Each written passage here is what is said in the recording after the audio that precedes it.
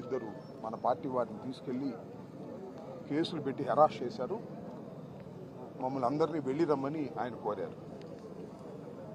ఆ ఫోను పెట్టగానే జగన్మోహన్ రెడ్డి గారి దగ్గర నుంచి ఫోన్ వచ్చింది. అన్న, తంగెడ గ్రామంలో వైఎస్ఆర్ కాంగ్రెస్ పార్టీకి చెందినటువంటి ఒక యువకుడిని తీసుకువెళ్ళి చిత్రహింసలకు పోలీసు వారు గురి చేశారనే విషయం నాకు చెవికొచ్చింది. అది ఎంతవరకు నిజము ఏమిటి తెలుసుకోండి, అవసరమైతే మీరు వెళ్ళి ఆ కుటుంబాన్ని పరామర్శించండి, తెలుసుకోండి వాస్తవాలని చెప్పడం జరిగింది. ఆ తర్వాత మా లీగల్ సెల్ మాధవికి ఫోన్ చేసి వివరాలు తెలుసుకోవడం జరిగింది. ఇక్కడ ఉన్నటువంటి పెద్దలను కూడా తెలుసుకొని ఈరోజు మేమందరం ఒక టీమ్గా వచ్చి ఉప్పుతోళ్ల హరికృష్ణని అదేవిధంగా చల్లా ప్రేమ్ కుమార్ని ఇద్దరిని కూడా లోపలికి వెళ్ళి పరామర్శించి జరిగిన విషయాలు తెలుసుకొని మీడియా ముందుకు రావటం జరిగింది. చాలా దురదృష్టం, చెప్పాలంటేనే కొంత సిగ్గుగా ఉంది. ఒక ప్రజాస్వామ్య దేశంలో ఒక వ్యక్తిని పట్టుకు వెళ్ళి రక్షక భటులు అనేవారు, అంటే పోలీసులు పట్టుకు వెళ్ళి కొట్టడం, దారుణంగా చిత్రహింసలకు గురి చేయటం అనేది చాలా దారుణమైనటువంటి అంశం. నిజంగా ఉప్పుతోళ్ల హరికృష్ణ చెప్పిన మాటలు నా మాటలుగా చెప్పాలంటే, ఆయన ఉదయం 4 గంటలకి పోలీసు వారు వచ్చారు. అది కూడా ఎవరో జానీ భాష అంట, ఆ గ్రామంలో ప్రత్యర్థి రాజకీయ పార్టీకి తెలుగుదేశం పార్టీకి చెందినటువంటి నాయకుడు. ఆయన కారులో వచ్చారు. ఆయన కారులో వచ్చి మీరు రండి అంటే, ఏమిటి పోలీస్ వ్యాన్ కూడా కాదు, ఎందుకు మేము ఈయన కారులో రావాలి అని తండ్రి కొడుకులు ఇద్దరు కూడా అడ్డం తిరిగి మేము వస్తాం పదండి పోలీస్ స్టేషన్, కానీ ఆ జానీ భాషా కారులో మేము రాము, ఆయన తెలుగుదేశం ఆయన మాకు వ్యతిరేకంగా ఉన్నాడు, ఆయనే మిమ్మల్ని తీసుకొచ్చి మమ్మల్ని తీసుకెళ్లాలని ప్రయత్నం చేస్తున్నారు, మేము రామని పోలీస్ స్టేషన్కి వచ్చారు. ఇందాక ఆ ఎల్లయ్య తండ్రి గారు చెప్పినట్టుగా వాళ్ళ అన్నను కూడా తోడు తెచ్చుకున్నాడు. ఎల్లయ్య పాప ఒక్కడే కాదు కదా అని వాళ్ళ అన్నగారిని కూడా, ఇందాక ఉన్న అన్నగారిని కూడా తోడు తెచ్చుకుని ముగ్గురు కలిసి వచ్చారు. వచ్చిన తర్వాత పోలీస్ స్టేషన్లో మరి ఉప్పుతోళ్ల హరికృష్ణను కూర్చోబెట్టారు.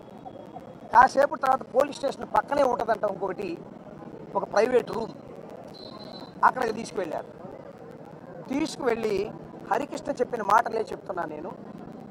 2 కాళ్ళు చాచి కానిస్టేబుల్స్ ముగ్గురు, ఆ దాచేపల్లి సిఐ పొన్నూరు భాస్కరు,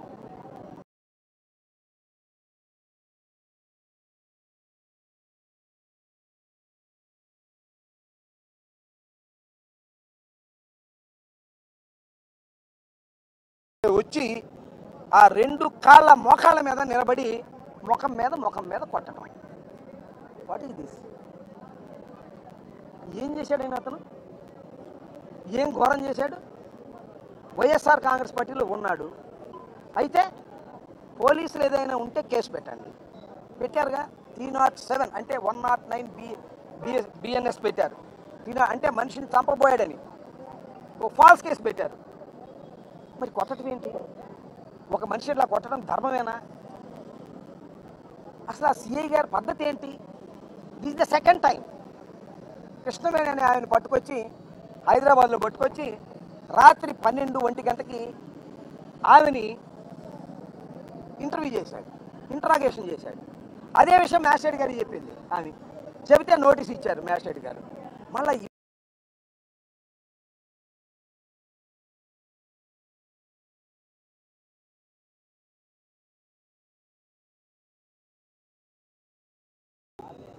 వీళ్ళ నాన్నగారు పెదనాన్న వెళ్ళి అరుస్తూ గందరగోళం చేస్తే, మళ్ళా మా పార్టీకి చెందిన వాళ్ళందరూ కూడా వెళ్ళి ఏంటి అయితే కొడుతున్నారని పెద్దగా అరిస్తే, ఇవాళ పేపర్లో కూడా వచ్చి ఈనాడు రాశాడు, ఇది వైఎస్ఆర్ కాంగ్రెస్ పార్టీ వాళ్ళు దౌర్జన్యం చేశారంట అని రాశాడు ఈనాడు. ఆయన దౌర్జన్యం కాదు, రక్షించుకోవడానికి కేకలేస్తూ వెళ్ళారు.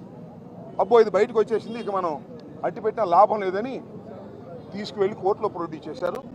ప్రొడ్యూస్ చేసే ముందు తీసుకువెళ్ళి హాస్పిటల్లో చూపించారు. ఇది ధర్మం, అంటే ప్రొసీజర్.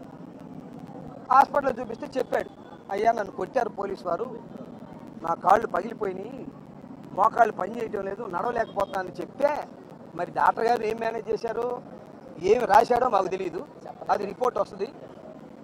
డాక్టర్ గారు ఏమి రాశాడో, వీళ్ళు ఏం మేనేజ్ చేశారో, వీళ్ళు లేదండి.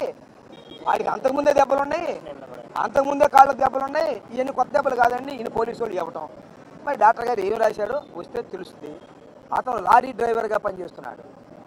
ఎందుకంటే తంగెడలో ఎన్నికలు అయిపోయిన తర్వాత ఎన్నికల్లో జరిగిన గొడవల వల్ల ఇతన్ని కొడతారని, ఇతని మీద కేసులు పెడతారని భయపడి తెలంగాణ వెళ్ళి అక్కడ లారీ డ్రైవర్గా పనిచేసుకుంటున్నాడు. ఇంకా కాళ్ళు నొప్పులేంటి, లారీ డ్రైవర్గా పనిచేసుకుంటున్నాడు కదా, శుభ్రంగా లారీ డ్రైవర్గా పోయి హనుమాన్ జయంతి అని వచ్చాడు. దొరికాడు రాని పట్టేశారు. పట్టేసి తీసుకువెళ్ళి ఈ విధంగా చిత్రహింసలకు గురి చేశారు. తర్వాత మ్యాజిస్ట్రేట్ గారి దగ్గర ప్రొడ్యూస్ చేశారు. గత్యంతరం లేని పరిస్థితుల్లో, లేకపోతే అప్పుడప్పుడు ప్రొడ్యూస్ చేసేవాళ్ళు కాదు, మొత్తం దెబ్బలను తగ్గిన తర్వాత ప్రొడ్యూస్ చేస్తారు. కానీ వాళ్ళ నాన్న, వాళ్ళ పెదనాన్న, ఇంకా వైఎస్ఆర్ కాంగ్రెస్ పార్టీ నాయకులు వెళ్ళి మా వాడిని ఎందుకు తీసుకొచ్చారు కోర్టులో ప్రొడ్యూస్ చేయమని గద్దించిన తర్వాత గత్యంతరం లేని పరిస్థితుల్లో కోర్టులో ప్రొడ్యూస్ చేసే ముందు డాక్టర్ గారికి చూపిస్తే, డాక్టర్ గారికి ఈ విధంగా చెప్తే మరి ఆయన ఏం రాశాడో తెలియదు. మళ్ళీ మ్యాజిస్ట్రేట్ గారి దగ్గరికి వెళ్ళాడు. మ్యాజిస్ట్రేట్ గారు సహజంగా ఎవరైనా ఒక ముద్దాయిని పోలీసు వారు హాజరుపరిస్తే కోర్టు వారు మొదటి ప్రశ్న ఏమంటారంటే, అయ్యా నిన్ను పోలీసు వారు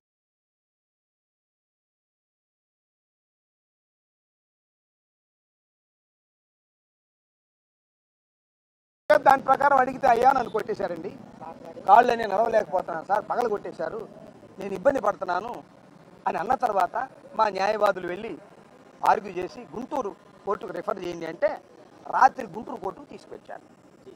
జీజీహెచ్కి, సారీ గుంటూరు కోర్టు, గుంటూరు హాస్పిటల్కి, జీజీహెచ్కి తీసుకొస్తే అక్కడ టెస్టులు చేశారు, రాశారు ఏదేదో. మరి పాప కుర్రోడి ఎవరిని రానిలేదు. అక్కడ కూడా వాళ్ళని మేనేజ్ చేయడానికి పోలీసు వారు ప్రయత్నం చేశారు. మరి ఆయన ఏ రిపోర్ట్ రాశాడో ఏమో మాకు తెలియదు, కోర్టులో సబ్మిట్ చేస్తారో తెలుస్తుంది. అక్కడ కూడా మ్యానిపులేట్ చేశారనేటువంటి అనుమానం మాకుంది. రిపోర్ట్ వచ్చిందా తెలుస్తుంది. మళ్ళీ అక్కడ నుంచి తీసుకొచ్చి ఉదయాన్నే కోర్టులో ప్రొడ్యూస్ చేస్తే కోర్టు వారు రిమాండ్ ఇచ్చారు. రిమాండ్ లోపల ఉన్నాడు. ఇంకా అతనికి వైద్యం అవసరం. ఈ రెండు చోట్ల ఎక్కడైతే కోర్టులో ప్రొడ్యూస్ చేసే ముందు గురజాల్లో హాస్పిటల్లో ప్రొడ్యూస్ చేసి డాక్టర్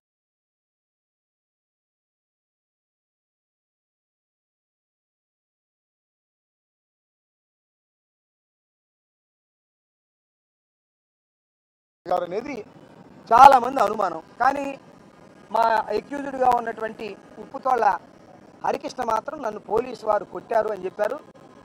ఎక్స్రే తీశారంట, కానీ వాపు ఉంది భయంకరంగా. డాక్టర్లు కూడా వచ్చారు, వాళ్ళు కూడా చూశారు, వాపు ఉంది. ఎంఆర్ఐ స్కానింగ్ తీయాల్సిన అవసరం ఉంది. ఎంఆర్ఐ స్కానింగ్ తీయలేదు. తీస్తే మళ్ళీ కేసు అయిద్దేమోనని పోలీసు వారు భయపడుతున్నారు.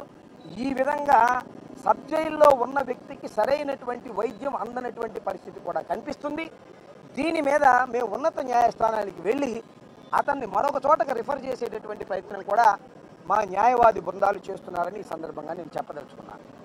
ఒక వ్యక్తిని ఈ విధంగా ఆయన సూపర్ పవరో, లేకపోతే కాకి బట్టలు వేసుకున్నటువంటి తెలుగుదేశం కార్యకర్తో, లేక కాకి బట్టలు వేసుకున్న తెలుగుదేశం గూండానో ఆయన నాకు తెలీదు. ఆ సిఐ గారు, ఆయన పేరు ఏదో భాస్కర్, పొన్నూరు భాస్కర్ అంట. This is the second time